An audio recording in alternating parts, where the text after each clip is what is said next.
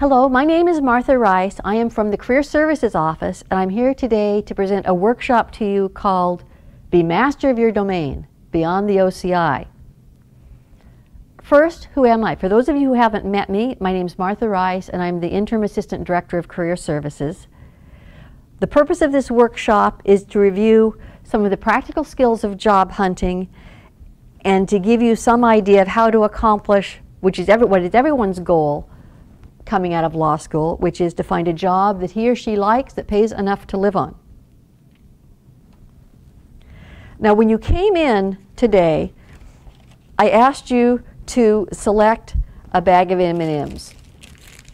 There was this size and a medium size and this size. These are a metaphor for job hunting. All of you know about the on-campus interviews, and they loom large over everyone's life right now. On-campus interview is like the little bag of M&Ms. There's not a whole lot in there. It's perfect for some people, but it's a very limited supply. Individual job search, tons of stuff, tons of stuff. This is what you ought to want. Statistics show that people who do the individual job search end up happier with their work situation than people that use the on-campus interviews. It's like eHarmony.com. A lot of people might sign up for a dating service full of hope and enthusiasm. What happens is most people come away disappointed.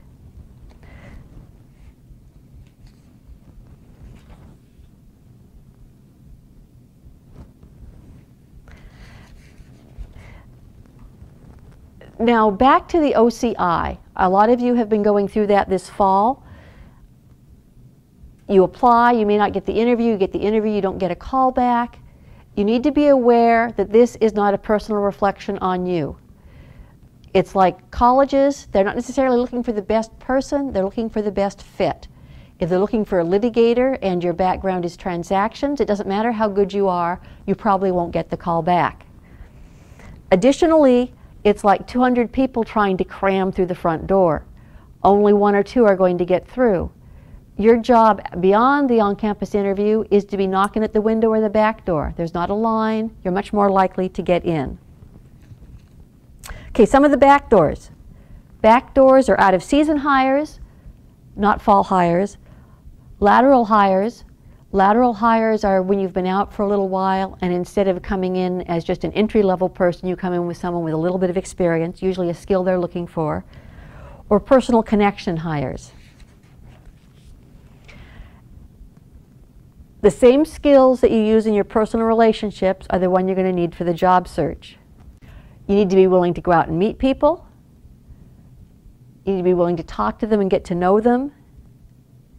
You need to be willing to pursue relationships when you click. Okay, as I always say when we have a workshop like this, you first have to go to the very beginning. What is it you want? Generic job searches are a waste of time. It's like watching a room full of puppies. There's lots of action, but not much accomplishment of anything. Before you do your job search, you need to do the voyage of self-discovery. We'll post a handout for you, but you need to identify what kind of work you like to do, where you want to do it, what kind of salary range you need. Be realistic. If you're tone deaf, you're not going to be able to find happiness as a piano tuner. If you hate stress, you probably are not going to be a litigation attorney, because those are high-pressured jobs. If you don't like dealing with intense emotions, you're not going to want to do family law, because people are always upset. So stop and think. Where are you willing to live? Are you willing to go anywhere for the job? For personal or family reasons, do you want to stay in Eugene or Seattle or San Francisco? That will have a huge impact on your job search. There's no point in applying for a job in North Carolina if you're not willing to live there. Figure out the type of job you want. Personally, I always wanted to do public law. I wanted to work for government or nonprofit agencies.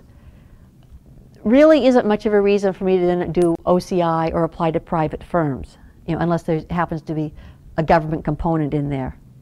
It may be you want to do non-law. It may be that you want to be directing a nonprofit foundation or be a newscaster. There are lots of non-law jobs in which a law degree is a useful addition. Subject matter of work: business law, environmental law, family law. Does size matter? Do you want to be in a huge firm for whatever reason?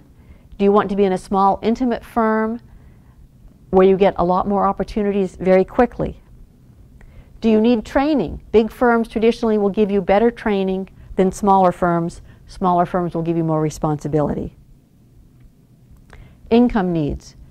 Can you go for that low-paying public service job that you've always wanted, or because of student loans, or because you now have a couple of kids, do you have to go for a higher-paying private sector job at least for a little while? Now that's not compromising yourself, that's being realistic. If you have to feed and clothe children, that's different than you just have yourself to take care of. Along that same line is job security needs.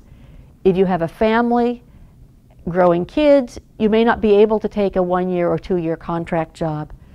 If it's just yourself, not only are you more flexible, but you may not be so worried about knowing in 5 years that you still have a set salary. Okay, basic facts about interviews beyond the OCI. First of all, most firms do not do on-campus interviews. It's not cost-effective for them.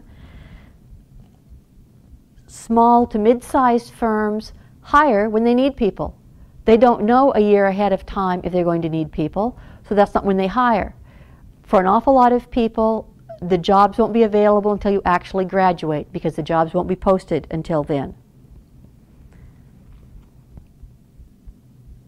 Government positions, governments tend to have a fiscal year that runs from July to July. They're more likely to have new job postings at the beginning of the new fiscal year, because that's when they have the money and the positions have opened up. Okay, another fact about the job hunt: 60 to 90% of jobs don't get advertised. They go by word of mouth. The job market, that's a cool term, but it's not really a market. It's decentralized, fragmented, and chaotic. Most of the pre-screening is not from cover letters and resumes being mailed to offices. It's asking friends or colleagues, say, we need a new litigation attorney, do you know anyone?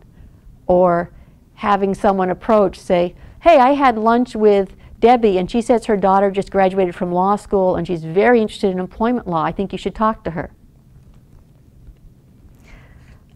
Most jobs do go by word of mouth, and even if you have an application in, let's say that a firm has posted a job, chances are there's going to be someone calling up Joe and saying, Joe, I saw you've posted this job. Well, we had a clerk last summer, Samantha, who would be a perfect fit for your firm. I think you should interview her.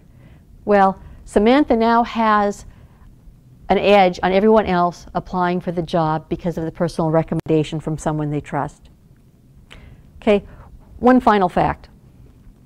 Half of you will not have jobs upon graduation. That's just a reality of the job market. The small and mid-sized employers don't post the jobs until they need them. Prosecution's office don't hire people until after the bar. A year after graduation, barring a few odd incidences, you will all have jobs, almost all of you. So don't panic. Don't worry that you don't have a job in November when you don't even need to work until August.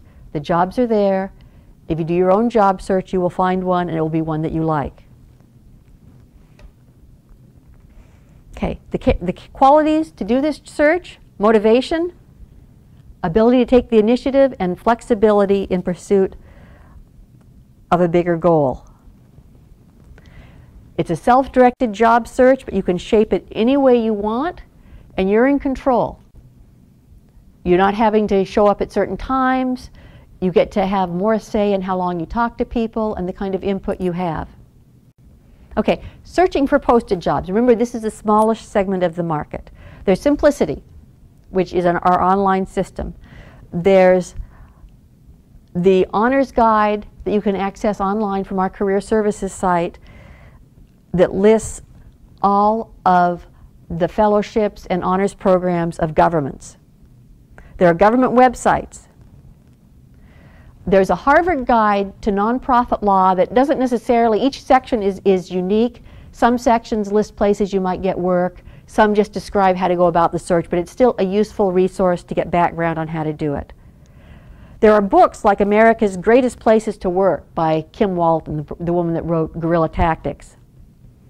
There are specialty publications in your field. If you want to be an employment lawyer, you ought to be reading employment law publications.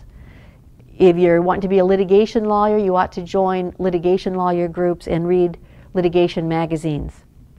Another place to search is on the state bar websites of whatever state you want to practice in. I'm most familiar with the Oregon website, but they have sessions dedicated to specialties. Quite often those sections have websites. Sometimes those websites have job postings. They almost always have newsletters. All a good place to start to get to meet people and find out what jobs are out there.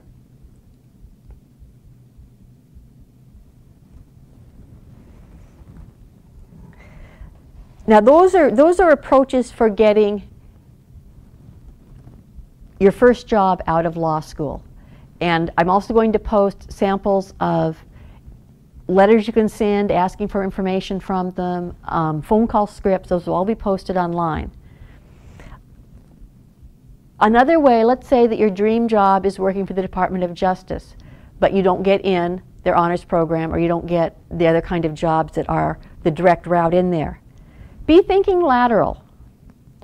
You can get to your dream job by getting another position that is perhaps less competitive, from which you can move into the desired position.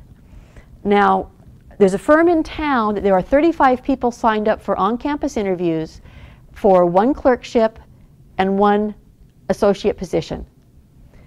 That particular firm just this year hired 3 lateral transfers. Totally non-competitive, not posted, people they heard of in the unpublished job market that they then hired. It's a lot easier to make a lateral move into your dream position than to try and compete directly right out of law school. In my own case, I wanted to work for the appellate division of the Department of Justice. And it was a different system back then. I was interviewed for that, but instead hired a job in general counsel. I worked in general counsel for 2 years, reapplied, and then went to appellate.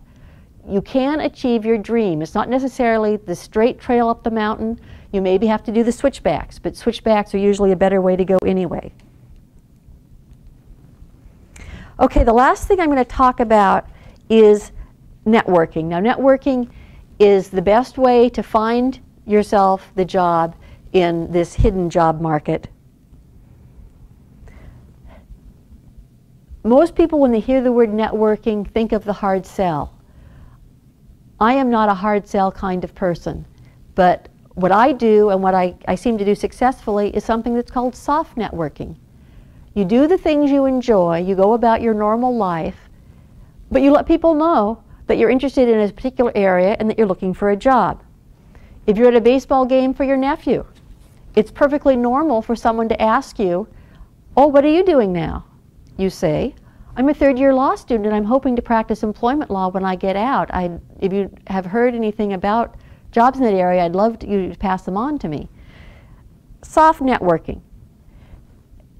Networking in its perfect form is you doing favors for people and them returning the favor to you. You don't want to be a networking barracuda. You're not just passing out business cards. You're being part of the community and making a point of letting people know what you're looking for. Now, there are more formal ways to network, and we will have the letters online, informational interviews and things. But mostly you just need to be conscious as you go through your life that you should let people know what's going on. If, let's say, you're working on a workshop with someone or a symposium, you're a third-year law student, you've got experienced lawyers coming to talk, tell them, say, "I'm very interested in your field. I would love your advice on how to break into the employment law area." People want to help as a general rule. If you ask them for a job, they don't necessarily feel like they can help you. They don't have a job to give necessarily. They almost always have advice. If you get in a situation where you are getting advice like this, you want the advice, but you want 2 more things. You want the person you've talked to remember you, and you want them to refer you on to someone else. You want them to recommend you to someone else so that you can then go talk to that person. Think of it as sowing grass seed. You're broadcasting the seed and you're hoping that some of it takes root. Another example, there was a woman that wanted to work in career services. She was still working in a private firm, but she made a point of going and visiting all the career services offices around her area. She lived in California. She did that, informational interviews, talked to these people. 2 weeks later, she got a call. One of the offices she talked to had unexpectedly lost a person. They wanted to hire her. You don't necessarily know where you're going when you're networking. You're not necessarily goal-oriented. You're creating opportunities for yourself. And if you people talk about having luck. Luck in this situation is when preparation meets opportunity. You should be prepared from your law school and your studies. You're looking for the opportunity through the networking.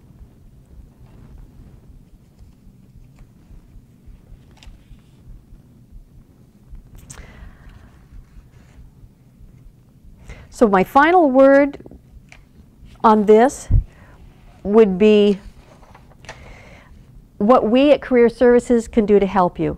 First of all, we should be your first step in networking. We can make certain your materials are the best they can be. We can help you find the resources or learn how to best use the resources, the Martindale and Hubble to find firms, the honors websites. We can do mock interviews for you. We can be an informal cheering section for you. We're a central clearinghouse for information for alumni, faculty, students. So we often hear of jobs before they're posted and can pass them on to you.